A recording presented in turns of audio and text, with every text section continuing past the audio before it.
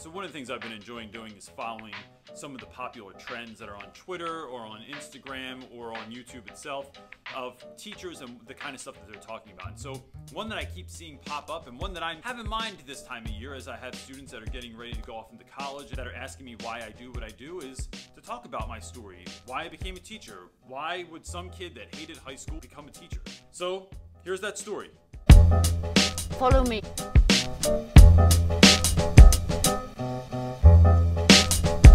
So don't even think about messing with me.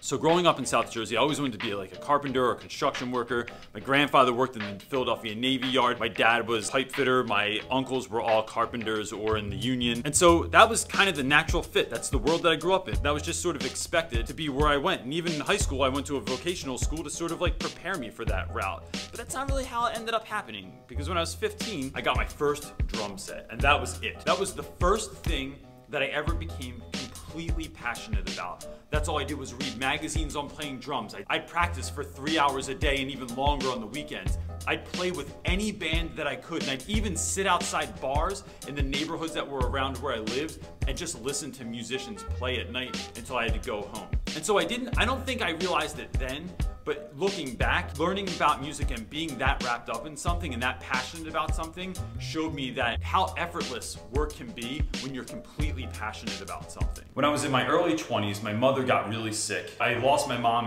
when I was 22. That changed everything. It changed the way that I looked at life. And so what happened at that point in my life was I got it. I got that I'm not going to be here on this earth forever. And so I lost my dad when I was 4, my mom when I was 22.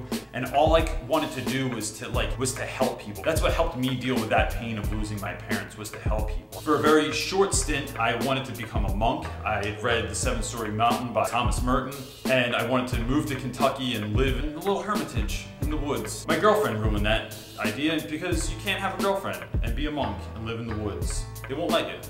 I mean, I didn't ask, but probably that's the thing. What came out of that experience was me learning that I wanted to serve. I wanted to give to other people and do something that wasn't just about me and having everyone look at me like being a musician was in my eyes, but it was about giving back. And so that's when I came up with this next crazy idea. And so while in college, I read a book called The Gesundheit Institute, or I think it was just called Gesundheit, by Hunter Patch Adams, which they made this movie out of. Patch Adams.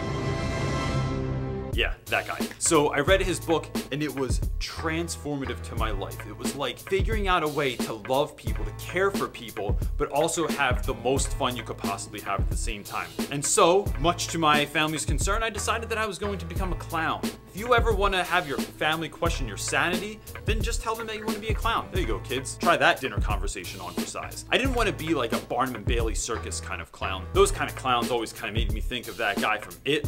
Yeah, that didn't seem appealing at all. Patch Adams was doing things like going to third world countries. Like in my quest to become a clown, I started writing letters to Patch Adams, and to which he wrote back to me on all of those letters and gave me ideas on things that I could do or fun ideas to implement clowning into my own life. And what that really meant to me was like being a jackass for others, like being a total fool to brighten the day of other people. And so that's what I started doing. My wife and I decided to go to Africa, where I taught at a school for 2.5 months in Zambia, somewhere called the Matcha School for Girls. And at the Matcha Hospital, they had an AIDS clinic and a children's ward. You know, it was a very simple bed where a sick child that usually was suffering from complications with HIV, or someone who was having complications due to malaria, day in and day out, these giant rooms full of people would just lay in cribs with one parent that was allowed in there, and that was it. There was no television, there was no entertainment, there was no one to talk to. What we did was we would go in and feed the kids,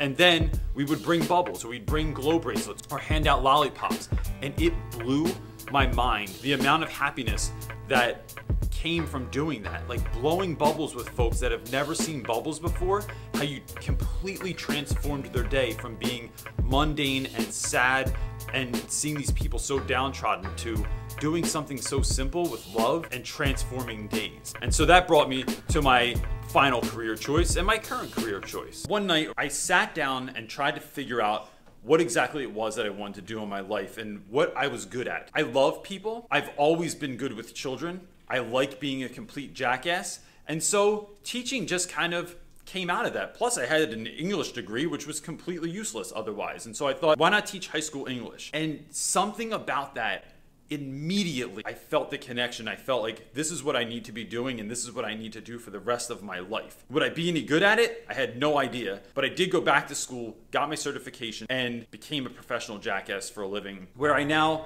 try and infuse fun and humor and service and at least attempt to inspire kids to find their love and passion in life and to find the fun in every single thing that they do. Don't you agree?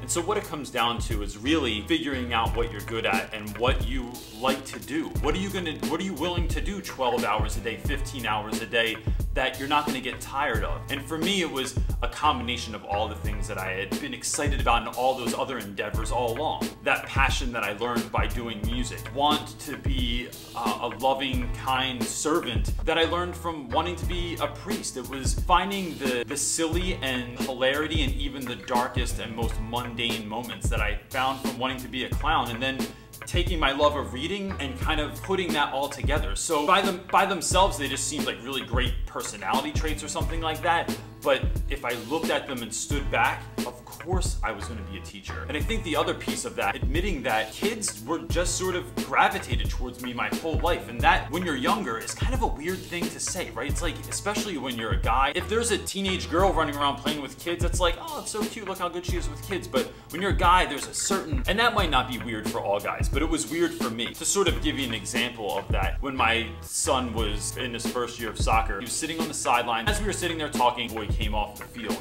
and he was covered in sweat and he was so excited to be sweating.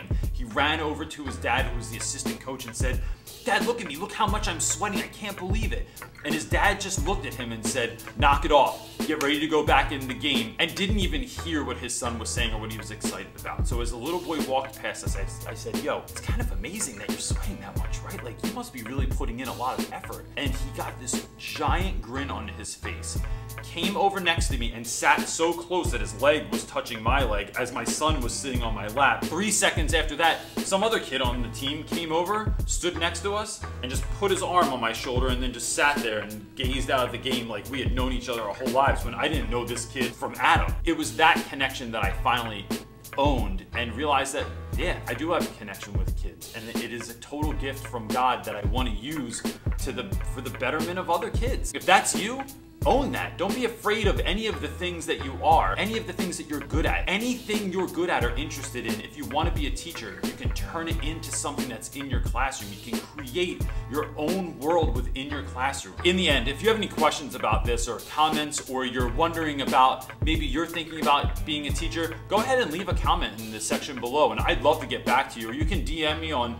Instagram or hit me up through Facebook or anything else, or email me. My email's in the description box below, and I'd love to talk to you more about that and help you figure out if this is something that's right for you. And now, a word from our sponsor. Oh, hello, YouTubers! I didn't know you were here. I think you were going to go right now. Before you go, let me tell you something. If you really like CJ Reynolds' videos, then please be amazed. He is actually on a newspaper. Also, you cannot get this at a random place. You can only get it at this school. I hope you loved this video. If you did, please smack the like button and please leave a comment. Now you can go. Have a good day and a good summer break, children and grown-ups.